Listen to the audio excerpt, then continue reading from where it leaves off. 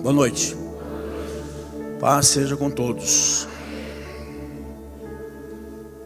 Eu sinto no meu espírito que hoje nós vamos ter, apesar da toda a luta que se possa ter,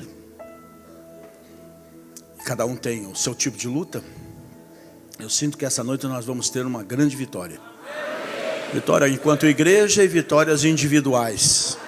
Vitória coletiva e vitória tua em separado. Porque eu quero que você saiba que apesar de tudo isso que você está passando, um pouco ou quase tudo é porque o diabo te odeia. Mas nada tem acontecido a você, a não ser um solavanco aqui, umas trombadinhas ali, porque Deus realmente te ama. Tem você aqui, ó, nas palmas da mão dele. E você precisa acreditar nisso. Você precisa acreditar nisso. Amém? E Deus tem falado algumas coisas assim, que um pai fala para o menino, sabe? Para deixar ele feliz, para deixar ele contente, para deixar ele tranquilo, para deixar ele seguro. Apesar de todos os medos da rua, das brincadeiras, das ameaças dos amiguinhos, essa coisa arada toda, né? O pai chega para o menino e diz algumas coisas que ele fica todo tranquilo. E aí ele chega a uma conclusão que no meio de tudo aquilo, se ainda alguém mexer comigo, meu pai vai lá e dá-lhe umas bordoadas. Não é isso? É assim que Deus te vê. E é assim que Deus trata com você, comigo também. Porque infelizmente ainda somos meninos na fé. Não deveríamos mais ser, mas ainda somos meninos na fé. Mas a paciência de Deus, o amor de Deus, a benignidade de Deus, a longanimidade de Deus permite que Ele nos trate, apesar de tudo, como filhos muito amados. E quando você sair daqui hoje, você volta para a tua casa, você vai dormir sossegado debaixo lá do teu cobertor, do teu edredom, seja lá o que for, não é isso? Mas tem uma coisa que você não sabe, você não vê porque você está dormindo. Mas aquele que te guarda, ele está acordado ali do teu lado, olhando por você pelo seu sono. Com isso eu quero dizer para você, não tenha medo. Embora o Golias seja grande, mas ele só tem tamanho, né? Embora esse tipo de leão, porque o diabo, segundo está escrito, e Pedro nos diz, ele tenta se fazer passar por leão, rugindo, buscando alguém para destruir. É um leão banguela. Jesus já quebrou as presas dele, não pode fazer mais nada. Você já pensou um leão banguela te mordendo? Vai dar cócega. Mas até você ver que ele é banguela, vai dar um medo lascado. Então não tenha medo. E quando o medo bater à tua porta, pede para Jesus atender. E vai ser tudo diferente na sua vida. E no Salmo 91, que domingo de manhã nós pregamos sobre os primeiros 4 versículos aqui, hoje eu quero pregar sobre o 5 e o 6. Mas vamos fazer a leitura então pelo menos do 1 ao 6, né? E dar uma rememorada naquilo que vocês não ouviram, porque não estavam aqui domingo de manhã, exceto alguns poucos, né? Mas o texto diz claramente assim: aquele que habita no esconderijo do Altíssimo, à sombra do Onipotente descansará. Direi do Senhor, Ele é o meu Deus, o meu refúgio, a minha fortaleza, e nele confiarei.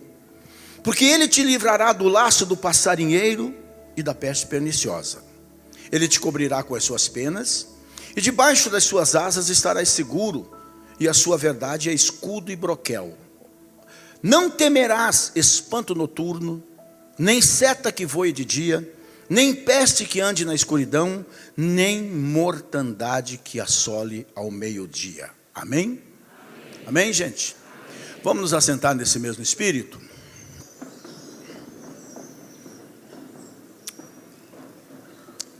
A mensagem desse salmo extraordinariamente poderoso nas suas palavras, e bota poderoso nisso, viu, gente? Qualquer coisinha que te atemorize dentro de casa, ou em qualquer lugar, pega o Salmo 91 e lê numa voz que você possa ouvir, não precisa gritar também, Até porque o diabo não é surdo. Ele é tudo, mas não é surdo, não é? Lê numa voz que você possa ouvir, audível. Porque essas palavras no mundo espiritual é dinamite. São bombas extraordinárias que fazem com que o inimigo das nossas almas e todos, capetinha, tanto dos que mamam quanto dos aposentados do INSS, fujam todos. Porque as palavras são realmente poderosas. Mas as palavras só são poderosas principalmente para aquele que acredita. Que quando as profere como quem está usando realmente o que ela é, uma arma contra o mal, para abalar os alicerces do inferno. E a mensagem do Salmo, de um modo geral, é o cuidado que Deus dispensa aos que pertencem a Ele. E fala também da mais perfeita segurança e da paz dos que nele se refugiam, que nele procuram segurança, procuram abrigo. A linguagem do Salmo, que quase que certamente é de Moisés, porque o 90 é de Moisés, né? A linguagem é de um pai amoroso, chamando a atenção do filho, até que esse mesmo pai acabe interferindo no refrão, vamos assim dizer. Não é toda música de sucesso, o que faz o sucesso é o refrão, né? E o refrão desse salmo é: aquele que habita no esconderijo do Altíssimo, à sombra do Onipotente descansará. Ele promete sua eterna proteção àqueles que são dele. Tem gente de Deus aqui nessa noite. Então é para você. E o Salmo 91, eu diria que é a antiga versão do versículo 31 do capítulo 8 de Romanos, do cântico de vitória de Paulo, quando ele diz: se Deus é por nós, quem será contra nós? Que você deveria, via de regra, personalizar e acreditar e fazer dessas palavras uma verdade incontestável. Se Deus é por mim, quem será contra mim? E acreditar nisso, não é?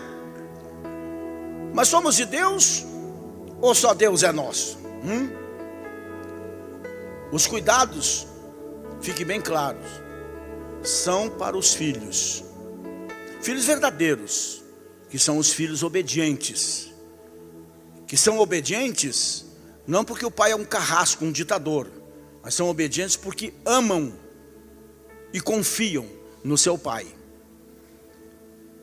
As promessas são para aqueles que permanecem em Deus, para aquele que habita no esconderijo do Altíssimo, ou seja, daquele que sempre firma em Deus os seus pensamentos e nas suas mãos entrega a sua vida, que procura estar em comunhão com o seu Deus, não é? Que costuma dizer: Ele é o meu refúgio e a minha fortaleza, com convicção, não na hora boa, mas principalmente na hora difícil, na hora da perda, na hora da dor, na hora da luta, na hora dos medos. Porque ontem ainda eu orei a Deus pedindo que Deus colocasse no meu coração uma palavra que viesse de encontro às necessidades da igreja, como sempre.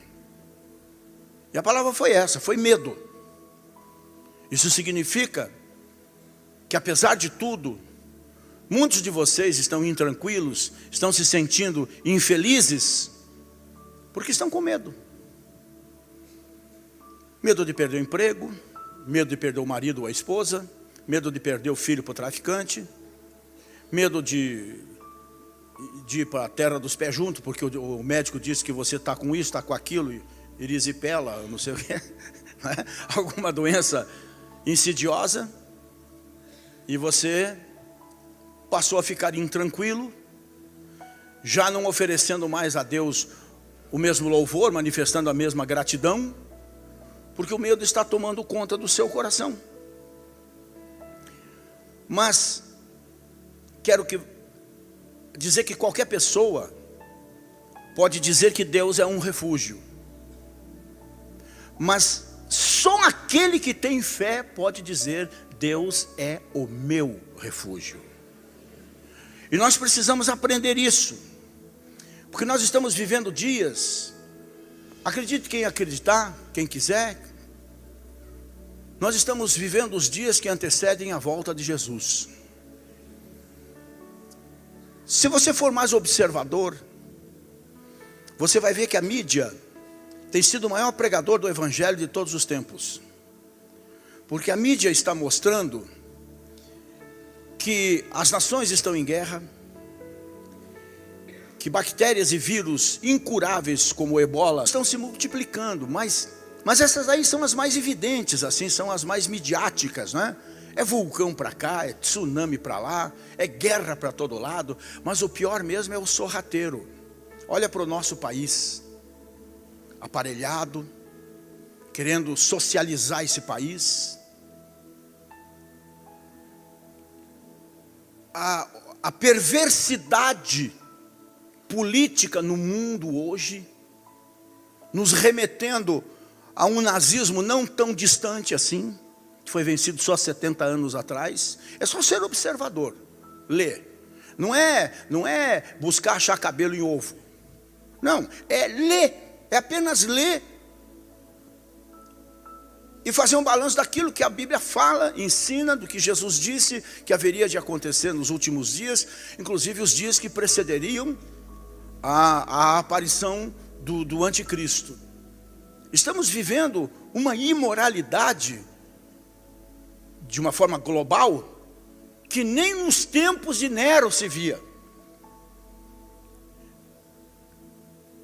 As câmaras de deputados no mundo inteiro estão tendo um zelo tão grande em aprovar leis que aviltem a palavra de Deus, que vão de encontro às verdades de Deus, que é uma lasqueira. É triste de ver, principalmente no nosso país. É impressionante o que está acontecendo e vocês não se dão conta. Mas tudo isso faz com que nós passemos a viver não apenas num mundo que pertence ao maligno, mas hoje já num caldeirão. Os jihadistas, assim como Hamas, o mundo islâmico radical, de um modo geral, eles estão matando cristãos de balaio no mundo, gente. Agora eu estou falando aqui, tem cristão morrendo. Igrejas queimadas com eles dentro. Pessoas sendo perseguidas. Ou você nega a sua fé, ou você morre, ou no mínimo vai ter que sair do país, e assim por diante. São coisas absurdas, e não é conversa de pastor aqui, não. É mídia. Está na mídia, todo dia, todo instante.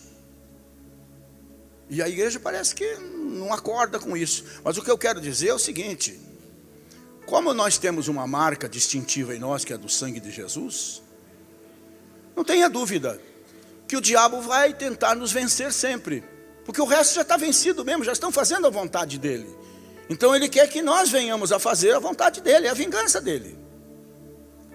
Só que como nós não fazemos, ele tenta bater no nosso ponto fraco.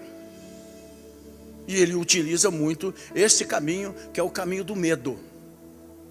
O medo em muitas coisas, mas que principalmente nos leva a negar a nossa fé. Porque quando nós sentimos o medo da coisa, é porque realmente não estamos firmados como devíamos na palavra de Deus. E não podemos dizer ou cantar como Davi: ainda que eu ande pelo vale da sombra da morte, não temeria mal algum, porque tu estás comigo. É fácil dizer. Eu quero ver andar pelo vale da sombra da morte e não temer mal algum. Andar de cabeça levantada, andar consciente de que não está sozinho e que não será abandonado no meio desse caldeirão, como eu disse, afinal de contas, não é? Então, domingo de manhã nós paramos um pouquinho nesses primeiros versículos, que fala de 2 livramentos, quando ele diz, porque ele te livrará do laço do passarinheiro e da peste perniciosa, que são 2 livramentos que o Senhor dá àqueles que neles acreditam. O laço do passarinheiro são as armadilhas, são as ciladas, são as traições, são aquilo que nos pegam, teoricamente, desprevenidos, mas que nunca pegam o nosso Deus desprevenido. E a peste perniciosa, que além de doenças espirituais, que os médicos não têm como achar a cura, por melhor que ele seja, por mais capacitado que seja o médico, ele trata daquilo que é natural. Agora, o nosso Deus é quem trata daquilo que é sobrenatural. São esses vírus, são esses germes, são essas bactérias que estão se multiplicando numa velocidade que é realmente incrível. Mas hoje eu quero falar de um dos 4 medos, um dos 4 terrores que nós temos que aprender a vencer na nossa vida. O verso 5 diz assim: não temerás espanto noturno, nem seta que voe de dia. O verso 6 diz: nem peste que ande na escuridão, nem mortandade que assole ao meio-dia. Esse verso abrange um período de 24 horas nas nossas vidas, quando enfatiza que a proteção de Deus é sobre o dia e sobre a noite, que enquanto nós dormimos, o nosso Deus está acordado, velando por nossas vidas, nos cercando com o seu poder e a sua graça, né? No entanto, mais importante, ele fala também de todo o mal conhecido pelo homem. Então o salmista aqui, ele divide a lista em 4 categorias, a qual, evidentemente hoje não temos tempo para tudo isso, né? Mas a gente vai ver individualmente. A primeira, ele fala então do terror da noite. O terror da noite é aquilo que inclui todo o mal que vem do homem, o perigo que o próprio homem oferece a mim e a você, 24 horas por dia.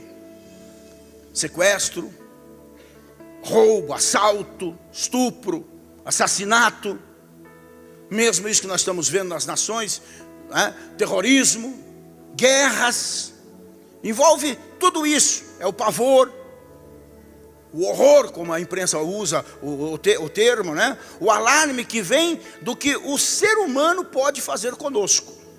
Esse é o terror da noite. Deus diz que não teremos medo dessas coisas. Ele diz isso na sua palavra. E por ser Ele que diz, nós deveríamos acreditar com toda a força do nosso coração, né? Deus diz que não teremos medo dessas coisas, porque elas não se aproximarão de nós.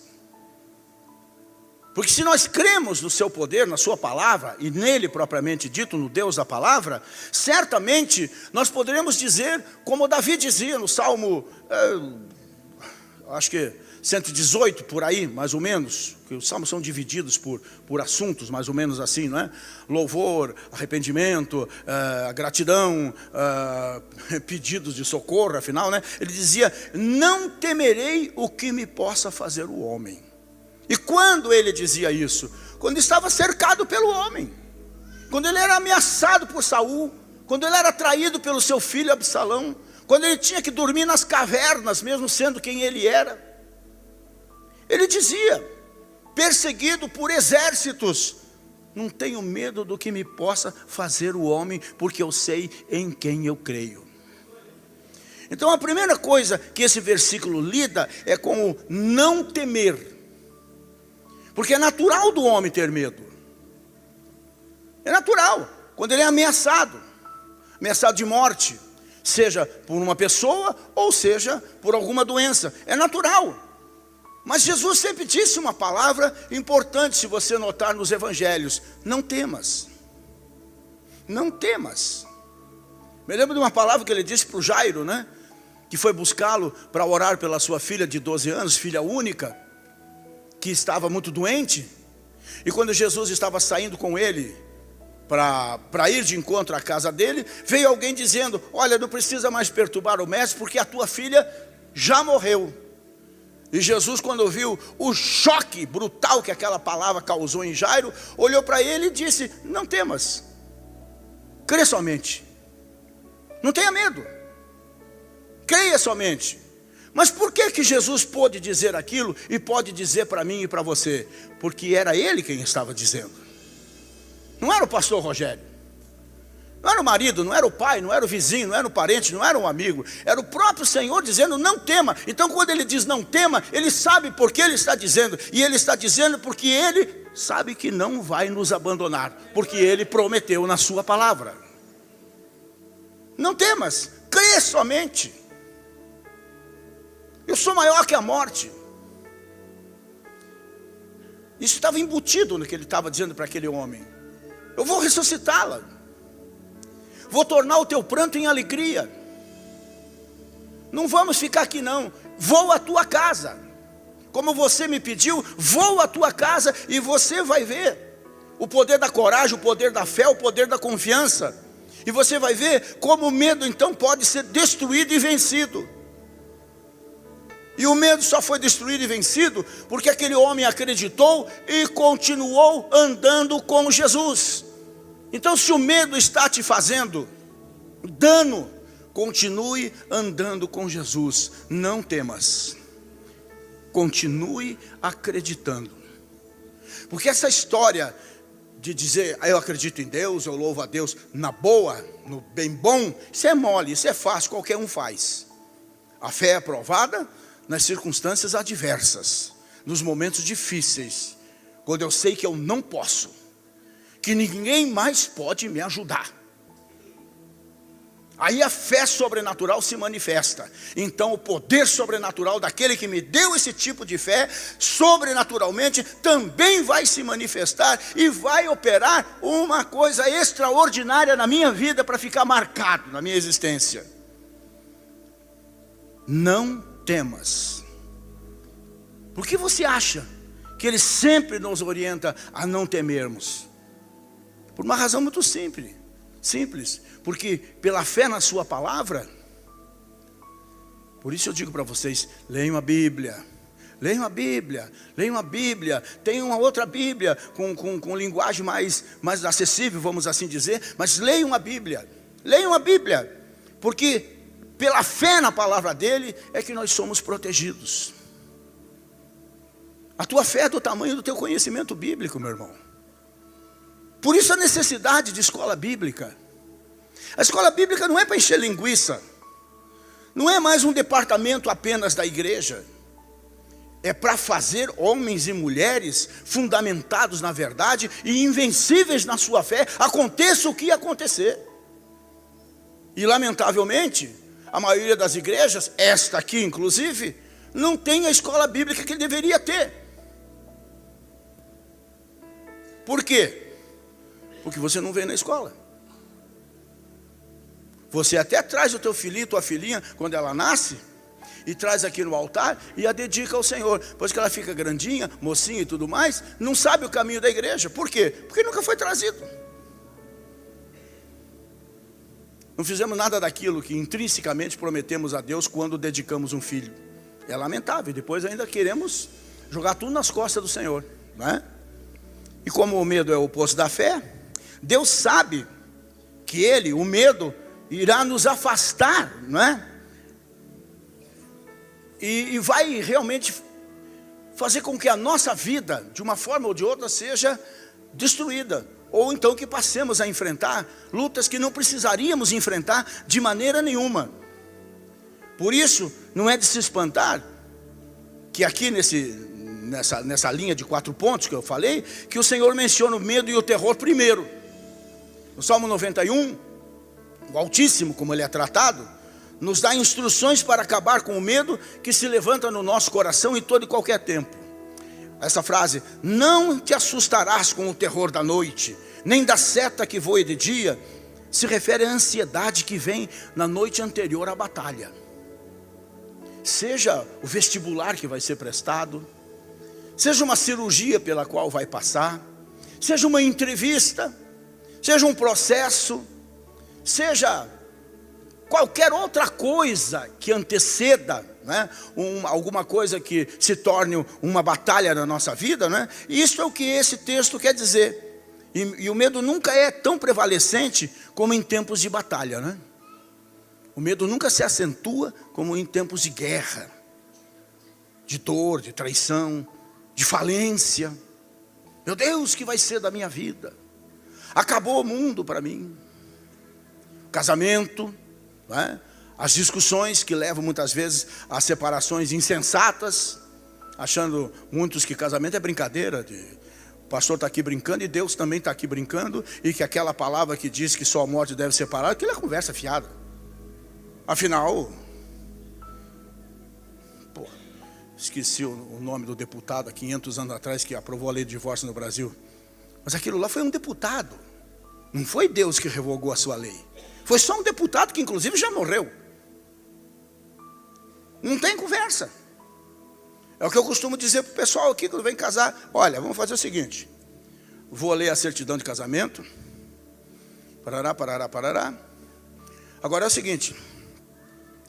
Até aqui, esse papel, segunda-feira vocês podem pegar, voltar no cartório, rasgar e jogar fora. É a lei do país. Então eu quero dizer para vocês o seguinte. Dá tempo de sair correndo os dois daqui agora. Porque o voto que vocês vão fazer aqui é diante do Deus de alianças. Vocês não vão fazer o voto com o pastor Rogério. O que vocês vão votar um com o outro aqui é diante de Deus. É inquebrantável. É para sempre. Doa quem doer. É difícil? É. Tem situações adversas? Tem. Tem alguma aceitável? Uma única. Ponto. Não é? Então, gente, homens, mulheres, têm lutado contra o medo de maneiras diferentes. Inclusive um soldado chega para o seu oficial diante de uma batalha qualquer da história aí, e pergunta para ele: mas capitão, estou vendo o senhor tão tranquilo, eu estou morrendo de medo, o senhor não tem medo? Ele disse: estou me pelando. Também tenho medo. Mas como é que o senhor está tranquilo? Como é que o senhor se prepara assim para a batalha desse jeito tranquilo? E o oficial pegou lá de dentro do seu bornal, não sei como é que chama aquele negócio lá, né? Simplesmente puxou uma pequena Bíblia, abriu, está aqui, Salmo 91. É assim que eu me preparo. Eu sou um cristão e eu confio no Deus dessa palavra. Por isso eu sigo em frente, né? Então, gente, não basta apenas a gente ficar naquela coisa de autoajuda, de pensamento positivo. Ah, se eu acreditar bastante, serei protegido. Esse pensamento, pode acreditar, não está legal, não está certo. A proteção já está lá, não é? Porque foi providenciada. Não importa se a gente vai receber ou não, mas a proteção, como a salvação em Jesus Cristo, como a cura em Cristo, já foi providenciada. O texto em 53 de Isaías diz: pelas suas feridas, pelas suas chagas, nós já fomos sarados. Agora é só uma questão de receber pela fé o milagre. Como é uma questão de receber pela fé o milagre, a bênção da proteção. A fé é simplesmente a escolha para aceitar o que Jesus já realizou. Este é um dos outros benefícios daquela cruz que nós cantamos. Tudo que Jesus conquistou na cruz é direito nosso. Entre eles, a proteção do seu sangue sobre a nossa vida, né? Aliás, falando nisso, a resposta para o medo, para nossos temores maiores, está no sangue de Jesus. Lá no capítulo 12 de Êxodo, vocês lembram muito bem, na Páscoa instituída, o Senhor instruiu o povo de Deus na saída do Egito a matar um cordeiro, com todas aquelas coisas que não vem ao caso aqui agora, mas o importante, pegar um hisopo, vamos assim dizer, uma brocha feita por eles lá toscamente, seja de pano, seja de palha, alguma coisa, molhar no sangue do cordeiro que foi sacrificado na bacia e passar nos umbrais, passar nas portas. Por quê? Porque o anjo da morte passaria por ali, e onde não tivesse a marca do sangue, o primogênito seria tirado da vida. Isso aconteceu em todo o Egito, mas nenhum hebreu, povo de Deus, morreu, porque todos creram e colocaram a marca do sangue. E esta é a figura na minha vida, que eu acredito de todo o meu coração. Por isso a gente distribui esses adesivos para automóvel e para a porta de casa. Esse lugar está sob a proteção do sangue do Cordeiro. É a confissão. O adesivo em si não significa nada, mas a confissão que eu estou fazendo da palavra, né, é o que interessa. O sangue de animal que eles usaram na época serviu como uma metáfora ou como uma figura do sangue de Jesus, que confirma a nossa melhor proteção debaixo de uma melhor aliança, como está no capítulo 8 de Hebreus. Em Cristo nós estamos debaixo da proteção de uma aliança muito superior àquela estabelecida por Deus através do sangue de animais nos altares. Você não vê, mas a partir do momento que você aceita Jesus como Senhor e Salvador, e você se mantém no caminho dele, mesmo com nossos trancos e barrancos, né, você pode acreditar. Eu já contei isso para vocês porque é verídico. E vou relembrar vocês da senhorinha que morava sozinha, numa casa humilde, e um ladrão, aproveitando-se da fragilidade daquela mulher, tirou uma tábua do lado da cozinha, entrou na casinha dela, e quando chegou no quarto daquela senhorinha, ela estava dormindo, sossegadinha. Mas o ladrão saiu de lá, literalmente apavorado. Mas literalmente apavorado, a tal ponto que, sendo ladrão, ele chamou a polícia. E quando a polícia chegou naquela casa, acordaram a velhinha, e a velhinha acordou meio assustada. Nossa, o que vocês estão fazendo aqui? Não, é que esse moço aqui disse que entrou na sua casa e viu o seu quarto tudo coberto de sangue, as paredes, tudo, as cobertas e tudo mais.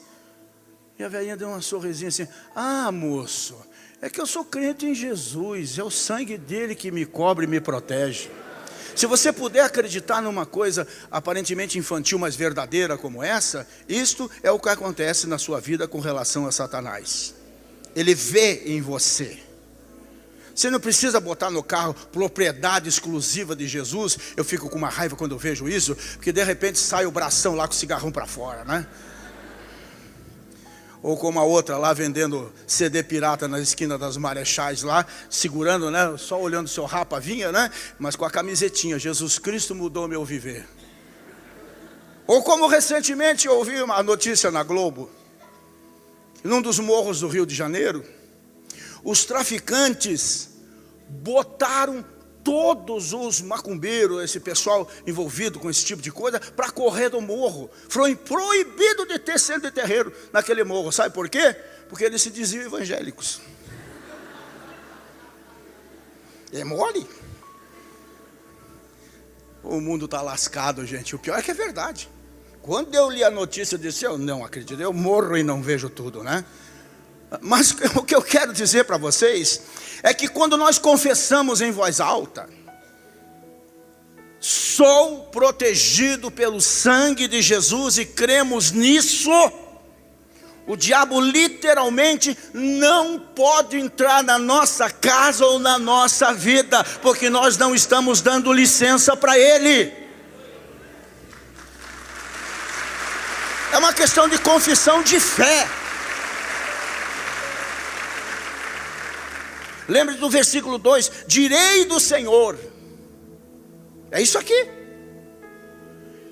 Ele é o meu Deus, o meu refúgio, a minha fortaleza, e nele confiarei. É a mesma coisa que dizer: sou protegido pelo sangue de Jesus. É a mesma coisa que eu botar o adesivo no meu carro e dizer: este local, na minha casa, que tem tudo as portas, né, e no carro também, esse local está protegido pelo sangue do Cordeiro. Já livrou o irmão aí até de multa. Verdade? Não sei se ele está aqui nessa noite ou não. Foi parado na estrada em algum lugar por aí, vindo do interior. Guarda, encosta. Disse assim: pronto, me lasquei. Aí o guarda deu a volta lá por trás do carro. Chegou na janela.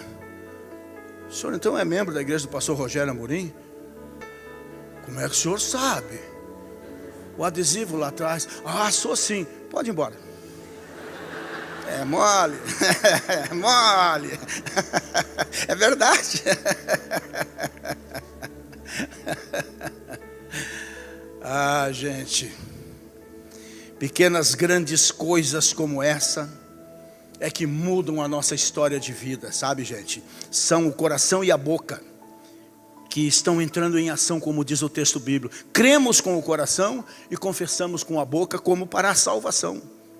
Nossas armas físicas são operadas, manipuladas, manuseadas com a mão, não é? Mas as espirituais são operadas com a boca, é o que dizemos. Por isso, toma cuidado com esse negócio que você tem dentro da boca aí. Não é aparelho, não, é língua. Toma cuidado.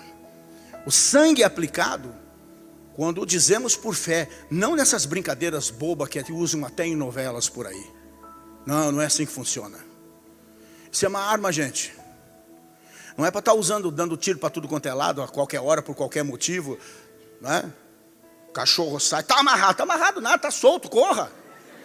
Ah, para com isso, né? O ato de confessar com os lábios, né? E crer com o coração, começa com a experiência do novo nascimento. Então, gente, o fato de confessarmos abre precedentes para a gente receber todos os bens da parte de Deus. O texto lá em Romanos é 10, 9 e 10, né? Que diz isso, né? Se cremos no nosso coração e se confessamos com a nossa boca que Jesus é Filho de Deus e que ressuscitou dentre os mortos, seremos salvos. Se nós